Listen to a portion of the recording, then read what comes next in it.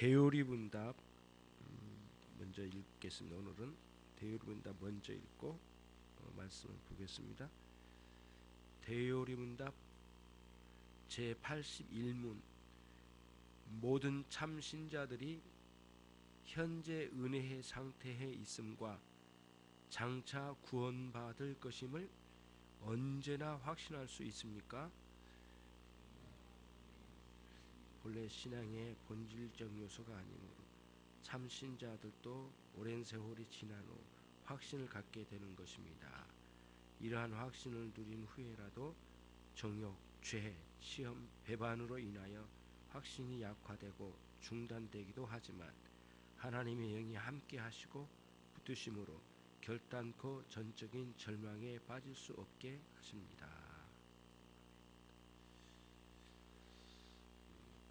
오늘은 구원의 확신이 상당히 가변적으로 나타나 경험된다.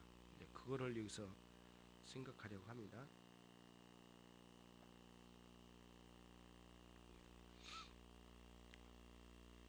그러면은 오늘 대요리문답의 전체 대답의 답에 이제 거기를 이제 나누어 봐야 되겠어요. 중간에 보시면 셋째 줄에 약화되고 중단되기도 하지만 그 이제 확신이 중단되기도 하지만 구원의 확신이 중단되기도 하지만 하나님의 영이 함께 하시고 붙드심으로 결단코 전적인 절망에 빠질 수는 없게 하십니다. 이게 이제 오늘의 핵심입니다. 갈라놓은 겁니다. 그래서 앞부분이 구원의 확신이 구원받은 신자 안에도 이렇게 흔들릴 수도 있다. 이렇게 여러 가지 공격을 받아가지고 그럴 때가 있지만 그러나 그는 참으로 구원받은 신자라면 그는 역시 구원의 확신이 희미해지고 약화되지고 거의 없어 보일 정도로 보여질지라도 그에게는 구원의 놀라운 역사가 있다. 요거를 지금 이야기하려는 겁니다. 그러면은 이제 성경적으로 한번 찾아볼게요. 여기서만 봐서는 우리가 알기가 좀 어려우니까요. 시편 77편을 한번 보시겠습니다. 시편 77편입니다.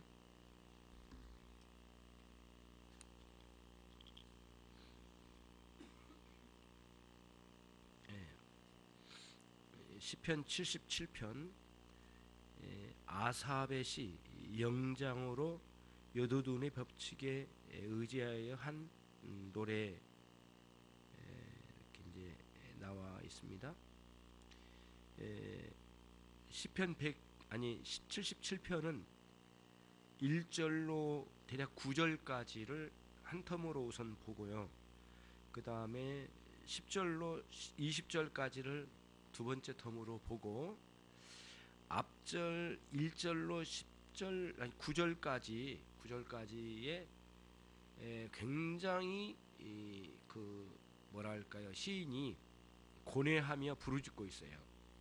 그러니까 다시 말하면 구원의 확신이 마치 흔들린 것처럼 이렇게 이제 희미해 보이고 그런 상황이 보입니다. 제가 한번 읽겠습니다. 1절로 9절까지. 내가 내 음성으로 하나님께 부르짖으리니 하나님께 내 음성으로 부르짖으면 내게 귀를 기울이시리로다. 나의 환난 날에 내가 주를 찾았으며 밤에는 내 손을 들고 거두지 아니하였으며 내 영혼이 위로받기를 거절하였도다. 내가 하나님을 생각하고 불안하여 근심하니 내 심령이 상하도다. 셀라. 주께서 나로 눈을 붙이지 못하게 하시니 내가 괴로워 말할 수 없나이다. 내가 옛날 곧 이전 해를 생각하였사오며 밤에 한 나의 노래를 기억하여 마음에 묵상하며 심령이 궁구하기를 이제 부르짖는 거죠. 주께서 영원히 버리실까? 다시는 이를 베풀지 아니하실까? 그 인자하심이 길이 다했는가? 그 허락을 영구히 폐하셨는가? 하나님이 은혜 베푸심을 잊으셨는가? 노하심으로 그 긍휼을 이제 막으셨는가 하였나이다. 셀라. 여기까지가 이제 시인의 굉장히 큰 고뇌에 빠진 상황을 여기서 보여주고 있습니다. 그렇죠? 그리고 10절부터 쭉 가면은 또 내가 말하기를 이는 나의 연약함이라 지존자의 오른손을 해 곧 여호와의 옛적 기사를 기억하여 그 행하신 일을 진술하리이다. 또 주의 모든 일을 묵상하며 주의 행사를 깊이 생각하리이다. 하나님이여 주의 도는 지극히 거룩하시오니 하나님과 같이 큰 신이 누구려오리까? 주는 기사를 행하신 하나님이시라. 민족들 중에 주의 능력을 알리시고 주의 팔로 주의 백성 곧 야곱과 요셉의 자손을 구속하셨나이다. 셀라. 하나님이여 물들이 주를 보았나이다. 물들이 주를 보고 두려워하며 깊음도 진동하였으며 구름이 물을 쏟고 궁창이 소리를 바라며 주의 살도 날아갔나이다. 회리 바람 중에 주의 우레의 소리가 있으며 번개가 세계를 비추며 땅이 흔들리고 움직였나이다. 주의 길이 바다에 있었고 주의 접경이 큰 물에 있었으나 주의 종적을 알 수 없었나이다. 주의 백성을 양무리같이 모세와 아론의 손으로 인도하셨나이다. 그렇죠? 9절까지는 지금 상태가 너무 심각하게 어려움 속에 빠졌나 봐요. 그래서 정말 하나님 나를 구원하셨는가? 그럼 영원히 나를 버리셨는 건가? 다시는 나를 안 만나 주실까? 다시는 약속을 안 지키실까? 그냥 그 굉장히 심각한 상황으로 빠진 거예요, 사실은. 그렇죠? 그러니까 여러분, 우리가 굉장히 극심한 어려움과 슬픔에 빠질 때 정말 거기서 어떻게 한 발짝도 못 나올 것 같고 굉장히 심각한 속으로 푹 빠졌다가 나올 수가 있는 거예요. 지금 그 시인은 그럽니다. 그래서 옛적 기사를 기억하여 회상하면서 돌아갔어요. 그러니까 다른 데서 어떻게 위로를 얻을 수가 없는 거예요. 지금 자기 상황으로는 너무 힘들고 처참한 상황에 놓여져 있나 봐요. 여러분, 우리가 신앙생활 하면서도 이런 어려움을 경험할 때가 있고 어떤 진창 같은 데 빠져버린 경우가 있잖아요. 그때 이런 고뇌를 할 수 있다는 거예요. 마치 구원의 확신이 이렇게 거의 사라져버린 상황으로 이렇게 보여진다는 거죠. 그러다가 이제 시인이 정신을 차렸어요. 10절부터 옛적 기사, 하나님께서 우리를 구원하신 일이 무엇인지를 옛적 기사의 말씀을 따라서 이제 그런 거죠. 그래서 모세 오경의 말씀을 다시 되돌아 보았는 것 같아요. 그래서 하나님이 우리 민족을 구원하신 위대한 구원의 역사를 되돌아보면서 다시 회복의 길로 이렇게 돌아오는 장면이 77편이거든요. 그렇게 신자가 구원받은 참된 신자가 그런 상황으로 갈 수 있다라는 쪽에 우리 둬야 된다는 거예요. 예. 그러니까 구원받으면 이런 일이 없다라는 쪽이 아니에요. 있을 수 있다라고 하는 생각을 잘 염두에 두고 우리가 이제 오늘 대요리분답 여기서도 나온 게 그거거든요. 대요리분답 제가 답을 한번 또 다시 읽어볼게요. 은혜와 구원의 확신은 본래 신앙의 본질적인 요소가 아니므로 참 신자들도 오랜 세월이 지나는 후에 그렇게 세월을 지내다 보면 확신을 갖게 되는 것입니다. 지난 후에 확신을 갖게 되는 거고, 이러한 확신을 누린 후에도 우리 안에 정욕과 죄와 시험과 때로는 배반으로 인하여 확신이 약화되고 중단되기도 합니다. 확신이. 그러나 구원은 있지만, 그에게 구원이 있지만 확신이 막 무너지듯이 이런 상황으로 올 때도 있다. 그런 거죠. 여러분, 신앙생활하면 굉장히 낙담해서 바닥으로 확 떨어진 경우가 있습니다. 정말 그 심각한 시험의 상황이거든요. 그러니까 엄청나게 고뇌에 빠져버린 경우가 있어요. 그러면 그때는 막 몸이 쇠해져 버릴 정도예요. 뼈가 녹는 것 같은 상황이 와요. 예. 단순히 어려움이 아닙니다. 하나님에 대한 신뢰를 확 가졌는데 엄청난 어려움이 나를 확 짓눌러 버리니까 내가 그런 속에서 강력한 시험에 푹 빠져가지고 정말 이렇게까지 이렇게 허덕여 버리는 상황이 올 수도 있다는 거예요. 예. 그러니까 우리가 사도들로 보면 베드로와 같은 상황이 이제 그런 상황이에요. 예. 처음에 베드로의 마음에는 예수님은 절대 잡혀가도 죽임 당하지는 않으실 거다. 이거를 확신하고 따라갔을 가능성이 많거든요. 예. 그래서 베드로가 확신을 얻었잖아요. 육적인 확신이 또 있었던 것은 또 사실이에요. 그러니까 충분히 예수님이 어떤 사역을 펼쳐가실지에 대해서는 이렇게 다 모르는 가운데서도 육적 확신이 확실히 있었고 또 육적으로 판단했을 가능성이 많은데 그 중에 하나가 뭐냐면 예수님 죽으신다면 잡혀가신 데 나 따라가겠고 예수님 죽으시러 가시면 나도 죽으러 가겠습니다. 근데 예수님께서 너희들이 내 잔을 마실 수 있겠느냐? 그럴 수 없다. 이렇게 말씀하시고 예수님이 잡혀가셨어요. 근데 실제로 그런 일이 일어났어요. 이제 그래서 베드로가 쫓아가가지고 있을 수 없는 일이다. 어떻게든 예수님 능력이 많으신 분이니까 이렇게 다시 모든 상황을 헤쳐버리고 나오실 수 있거나 뒤따라갔을 가능성이 많거든요.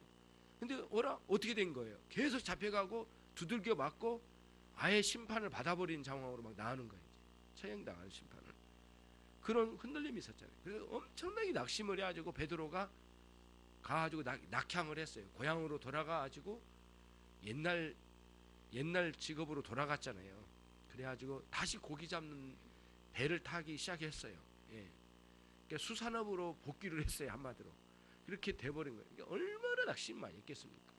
근데 부활하신 주님이 다시 이제 오셨고, 부활하신 주님이 심지어는 그 갈릴리 호수까지 찾아오셔서 함께 조반을 같이 드시는 그런 장면을 통하여 이렇게 조반을 생선을 3번 이렇게 떼어서 주시는 과정을 통해서 자신이 3번 부인한 베드로가 3번 주님을 부인했던 것을 기억하게 하시고 거기서 다시 크게 사도로서 앞으로 해야 할 사역을 이렇게 맡겨주셨어요. 그게 요한복음 마지막 장 21장에 네가 나를 사랑하느냐? 네가 정말 나를 사랑하느냐? 3번 반복하여 물으실 때에 눈물로 고백을 하면서 주님과의 사랑이 회복되진 과정들이 딱 나오잖아요. 그러니까 그런 식으로 나가 떨어질 때가 있다는 거죠. 정말 무서워요. 그래서 하나님 우리 생에는 그런 일이 없었으면 좋겠지만 그런 일이 혹시 있더라도 반드시 주님의 영광이 드러나게 해 주옵소서.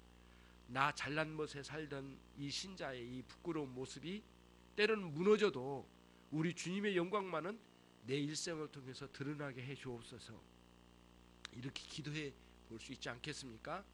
그래서 우리는 언제든지 이렇게 약화된 상황으로 떨어질 수 있다. 그러나 우리 안에는 썩지 아니하는 씨가 우리 안에 있어요.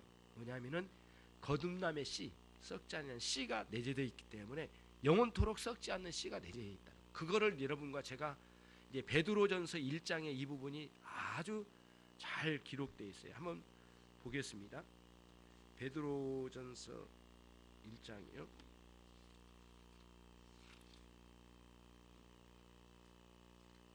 23절로 이제 보면 23절로 25절까지가 이제 한 묶음으로 한번 생각해 볼 수 있는 부분입니다. 오늘 주제와 관련해서 영원히 썩지 않을 씨로 되어 있습니다. 베드로전서 1장 23절로 25절 같이 읽겠습니다. 너희가 거듭난 것이 썩어질 씨로 된 것이 아니요 썩지 아니할 씨로 된 것이니 하나님이 살아있고 항상 있는 말씀으로 되었느니라. 그러므로 모든 육체는 풀과 같고 그 모든 영광의 풀의 꽃과 같으니 풀은 마르고 꽃은 떨어지되 오직 주의 말씀은 세세토록 있도다 했으니 너희에게 전한 복음이 곧 이 말씀이라. 굉장하죠. 썩지 아니할 씨로 됐습니다. 반드시 열매를 맺게 될 거예요. 결과를 가지고 올게 될 겁니다. 25절에 또 주목을 한번 해보면 주님의 말씀이 세세토록 있도다 이렇게 했죠. 근데 여기서 25절에 있는 주님의 말씀은 이런 객관적인 주님의 말씀이 아니고요. 여러분 안에 여러분의 존재에 떨어진 주님의 말씀입니다. 여러분 안에 떨어뜨려진 씨, 그것의 개념으로 생각을 해야 됩니다. 그래서 여러분 안에 여러분이 구원의 은총의 약속으로 주어진 그 말씀이 확실로 들어온 것, 그것은 영원히 있게 된다는 거예요. 한번 제대로 정말 썩지 아니할 씨로 거듭난 사람들에게는 여러분 안에 복음이 전해져서 그게 딱 제대로 떨어지면 영원히 썩지 아니하고 그 주님의 말씀, 여러분 안에 떨어진 말씀은 세세토록 있도록 하였으니 너희에게 전한 이 복음이 곧 그 말씀이라. 그 말씀 떨어지지 아니한다는 거예요. 예전에 이제 이 칼빈 선생의 글을 보니까 이 부분에 대해서 아주 그 부분을 아주 설명을 잘 해놨더라고요. 그래서 예전에 참 이 부분이 뭐랄까 충분히 이해가 안 될 때는 제가 오해를 했었는데, 여기서 말하는 영원히 세세토록 있게 될 말씀은 여러분과 제 안에 떨어진 하나님의 구원의 언약의 말씀이 우리 안에 들어온 것은 영원히 썩지 아니하고 바라여 영원토록 거하게 된다. 왜냐하면 우리가 영원히 존재하잖아요. 영원히 하나님과 함께하게 되잖아요. 그런 속의 영원성, 그거를 이제 여기서 생각해 볼 수가 있어요. 그러나 이제 아까 77편으로 가면 아사베 시 안에서 보니까 1절로 9절에서는 굉장히 어려운 상황에서 정말 나를 잊으셨는가, 나를 버리셨는가 라고 엄청난 고뇌에 빠졌어요. 지금 상황이 그런 상황에서 부르짖어요. 그리고는 10절로 20절에는 이제 옛적에 우리를 구원하신 하나님의 구원의 역사를 회상하면서 그 어려운 상황에서 회복하여 돌아온 장면이 77편이에요. 그런 일이 있을 수 있다는 거예요. 그래서 원리적으로 77편의 원리를 딱 보면 이제 그렇죠. 우리 상황을 보면 너무너무 어려울 때가 있어요. 정말 내가 구원받은 신자인가? 내가 왜 이렇게 비참한가? 하나님은 나를 버리셨는가? 잊으셨는가? 하나님 나의 기도를 들으시는가? 굉장한 고뇌에 빠지지만 그때 우리가 돌아갈 길은 딱 한 군, 진리의 말씀으로 우리에게 약속하신 은혜의 말씀 안으로 돌아가는 거죠. 그래서 우리를 구원하신 하나님의 이 진리의 말씀 안에 확인되는 거죠. 그래서 바빙크 목사님이 이런 이야기를 하셨어요. 하나님의 말씀은 하나님의 진리의 사상과 우리 안에 담겨진, 우리 안에 있는 거듭난 신자 안에 있는 은혜의 씨의 사이에 자꾸 비교를 시키는 것이다 라고 이렇게 설명을 했더라고요. 굉장히 놀라웠어요. 그래서 무슨 말이냐면은 하나님의 말씀에 이 성경이 주장하고 있는, 이 성경이 이야기하고 있는 하나님의 구원의 사상, 하나님의 그 엄청난 진리의 사상이 이 안에 담겨져 있잖아요. 근데 그 진리의 사상이 있어요. 그리고 우리가 품은 진리의 은혜의 세계에, 말씀의 세계에 은혜의 세계가 있잖아요. 은혜의 세계가. 근데 우리 은혜는 자꾸 요동치잖아요. 때로는 아주 훌륭하게 성장 같은데 때로는 막 떨어지기도 하고 막 이렇게, 이렇게 막 이렇게 신앙이 막 이렇게 가고 있잖아요. 그런데 이렇게 요동치고 있는 이 신앙이 원래 가지고 있는 이 하나님께서 주신 진리의 사상과 일치하는지를 확인할 자리가 어디냐? 성경이란 거예요. 성경에 들어가가지고 확인을 해서 양쪽을 비교시켜가면서 내가 하나님이 원래 가지고 계신 그 사상, 진리의 세계의 사상과 내가 소유한 진리의 세계가 차이가 생기는 거예요. 그때 부끄러워서 말씀의 은혜를 받고 회복을 얻는 거예요. 그러니까 이 말씀은, 하나님의 말씀은 그런 하나님의 깊은 구원의 사상과 엄청난 하나님의 세계에 대한 그 진리의 사상과 그 다음에 내가 소유한 이 진리 사이에 이 다리를 놓아가지고 때로는 부끄러운 면이 있으면 그 말씀으로 크게 성장을 해서 더 가까이 원래 하나님 뜻한 원하신 대로 진리에 가까워지고 그리고 더 성장을 해 나가는 거죠. 이 두 개의 이 양쪽의 다리를 딱 놓아가지고 수평을 이루어야죠. 그래서 여러분 이제 비유로 하자면 양쪽에 그릇이 있어요. 그릇이 있는데 양쪽에 그릇에 구멍을 뚫었어요. 중간쯤 구멍을 뚫었어요. 그래가지고 이쪽에다 물을 부었어요. 이쪽에 물 없어요. 이쪽에 물이 있어요. 그래서 물을 막 부었어요. 이쪽에는 물이 없단 말이에요. 막 부었더니 서서히 가는데 이 다리가 뭐냐면 성경이에요. 이 진리의 말씀, 하나님의 말씀이 다리예요. 그래서 다리를 통하여 이 하나님의 원래 진리의 세계가 이 다리를 통하여 어디로 가요? 우리의 마음, 빈 그릇 안쪽으로 채워져 가는 거예요. 이렇게. 그래서 우리는 이쪽을 향하여 봐야 되거든요. 이 통로를 봐야 되는데 다른 데를 보면 안 된다는 거죠. 이제 다른 데서 확인할 게 아니라 하나님의 말씀에서 확인해가지고 내게 이미 없는 건 아니지만 구원의 은혜의 세계가 있기는 하지만 여전히 내가 낙심하고 힘들 때 말씀 안으로 들어가서 시편 77편의 그 시인처럼 말씀 안으로 들어가서 회고를 하면 원래 가지고 있는 하나님의 원래 진리의 세계가 이쪽으로 통로를 타고 이렇게 온다는 거죠.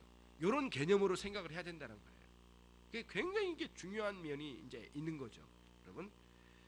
그러면은 우리가 조금 혼란스러울 수 있는데 한 가지만 더 생각해보고 구원의 확신이 전체적으로 보면 아무리 훌륭한 신자일지라도 요동칠 수는 있다. 그러나 구원이 있음에도 불구하고, 그렇죠. 죄와 유혹과 우리가 배반하는 행위를 함으로 인해서 이것이 약화되어가지고 확 무너지거나 하나님께서 연단 속에 우리를 집어넣어서 힘들 때 그런 것을 경험하긴 하지만 그럼에도 불구하고 구원 자체는 우리에게 확실히 있는 가운데도 그런 일이 있을 수 있다는 거죠. 자, 그러면은 이제 신자에게 참된 신자 안에도 그런 일이 있다고 하는데, 그럼 이제 요한일서를 한번 보겠습니다. 요한일서 신약성경 390쪽 보시면 요한일서 3장 이 부분이 해결되면은 이런 상황이 올 수 있겠구나라고 생각을 하는 거죠. 구도를 볼 수 있습니다. 요한일서 3장 6절로 9절까지 이제 한번 제가 쭉 읽어보도록 하겠습니다.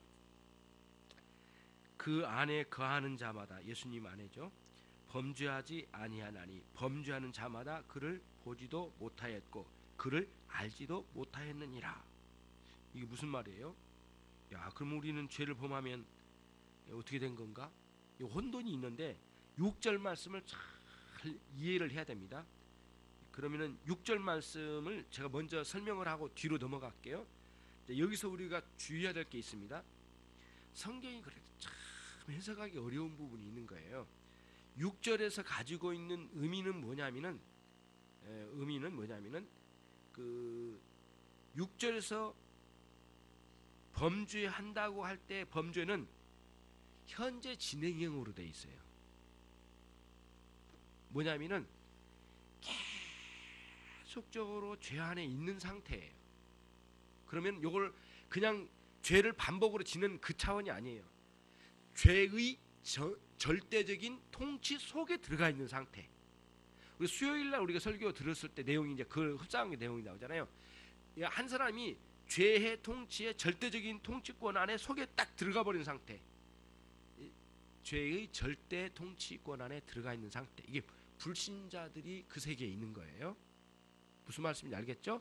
그러니까 6절은 개별적으로 죄를 하나씩 짓는 개념이 아니고 죄의 절대적인 통치권 안에 있음을 현재 진행형으로 썼어요. 근데 우리 번역도 사실은 좀 애매모호하게 해버린 거예요. 그냥 죄를 범한 자마다 이렇게 해버리니까 개별적인 죄를 범한 것으로 생각할 때가 있단 말이죠. 그게 아니에요. 6절은 그렇게 해석하면 정말 이게 다 뒤틀려 버려요.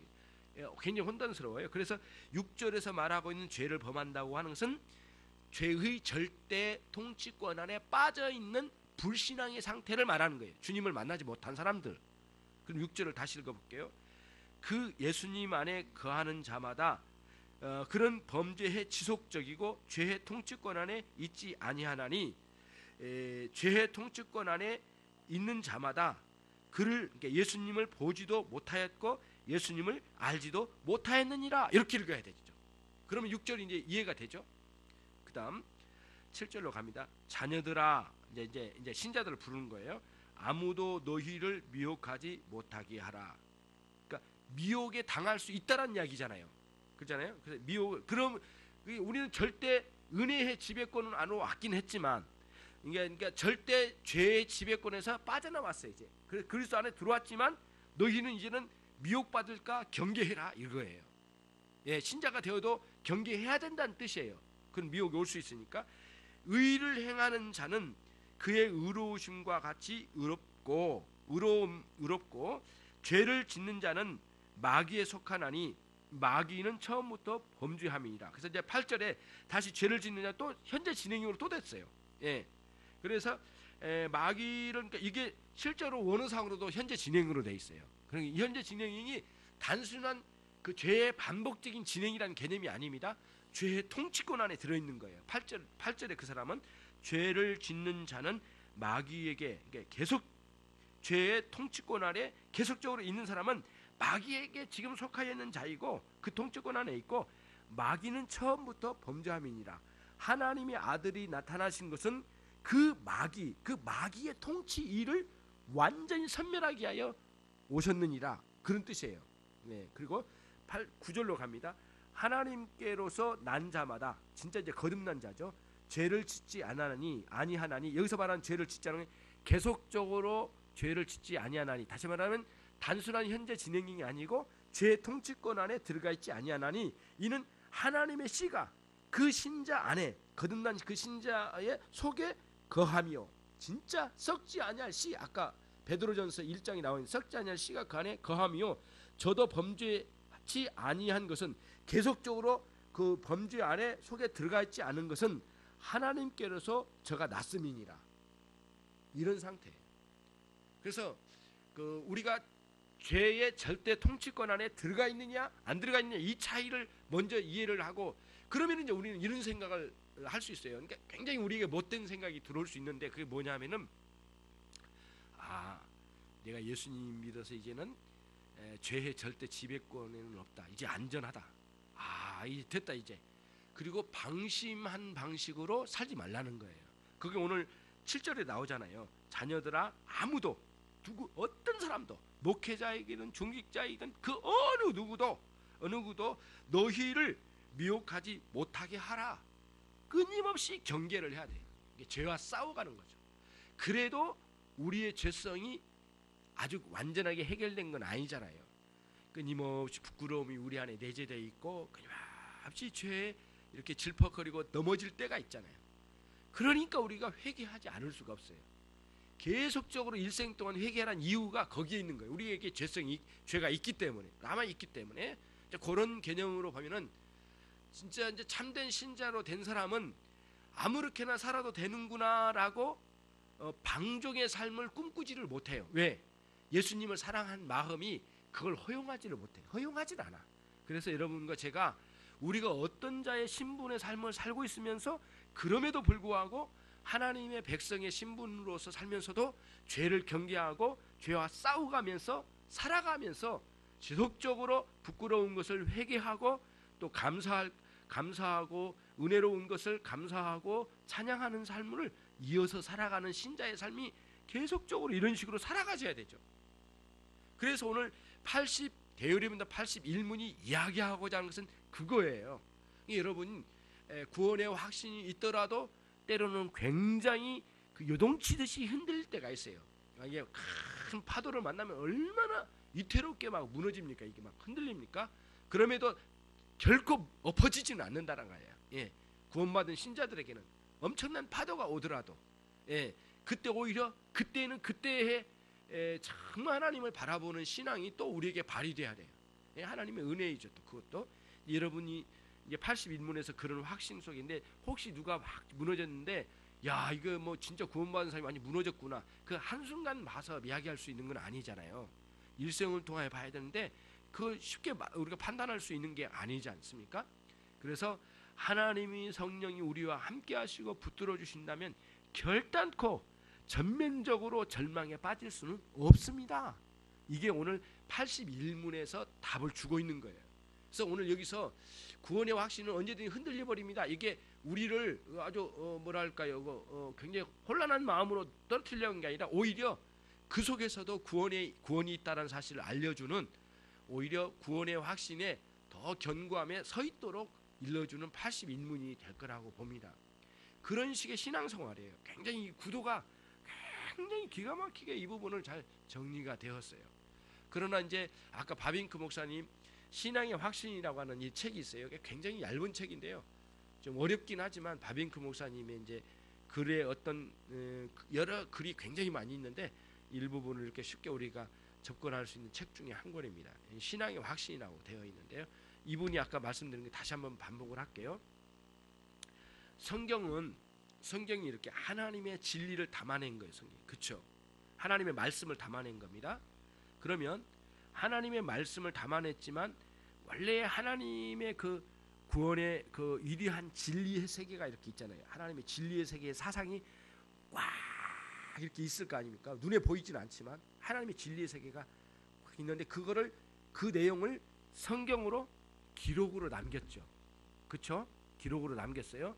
그럼 우리는 이제 예수님을 영접하여 정말 하나님 뜻대로 살고 싶고 새로 출발을 해요. 그러나 이 진리의 세계를 다 담고 있지는 못해요. 아직. 그래서 이 컵으로 말하면 이 정도밖에 안 채워졌어요. 근데 더 이제 일생을 통하여 우리가 깨달아가면서 이 진리의 세계가 더 담겨져야 되잖아요. 그러면서 훌륭한 신앙생활을 할 수 있는데 이 담겨진 것은 아까 말씀드린 대로 이쪽에 있는 진리의 하나님의 진리의 세계로 이쪽으로 내가 가지고 있는 이 그릇과 연결이 파이프가 연결돼 있어요. 구멍이 뚫려 있어요. 예. 그런데 반드시 이쪽으로 흘러오게 하려면은 이 파이프가 뭐라겠죠? 진리의 이 하나님 성경이라고 그랬어요. 성경이 파이프로 됐어요.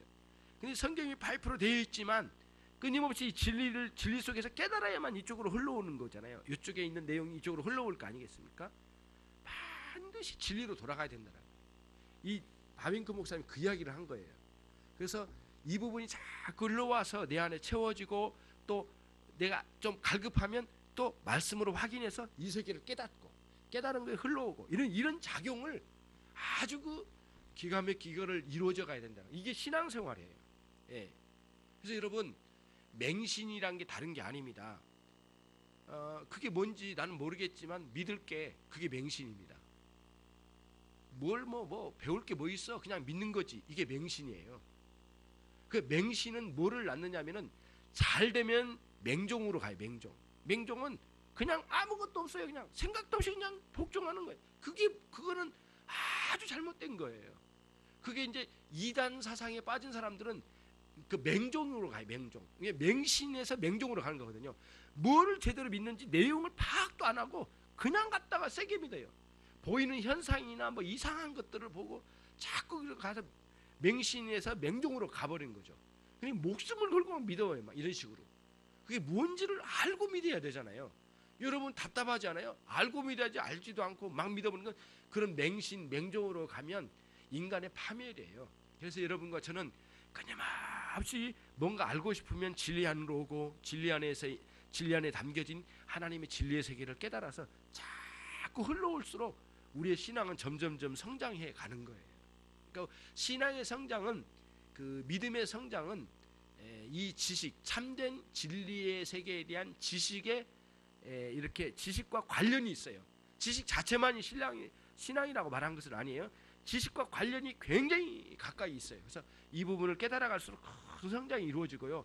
예전에 몰랐던 부분이 새롭게 깨달아지면 내가 믿음의 세계 이 부분이 확 열려지고 이쪽이 확 열리고 막 그런 현상이 일어납니다. 그때 너무 기쁘고 감사하고 하나님 앞에 깨트려지면 새롭게 이제 가는 거죠. 이게 이제 우리의 신앙의 길이에요.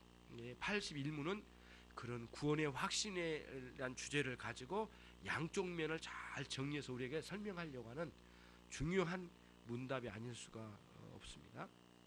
기도하겠습니다.